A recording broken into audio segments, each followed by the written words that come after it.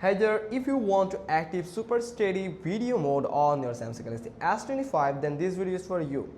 You just need to first go to the camera and go to the video section, where you will find at the top right side, you will find this man icon. Let me show you from the very close. Here it is. This is the option to turn on the super steady mode on your device. If you tap on it, then here you'll find the super steady is on, and there's another way to turn the super steady.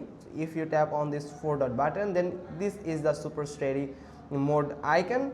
Let me tap on it to turn it off, and if you tap on it, then you'll find super steady is just on your Samsung Galaxy S25.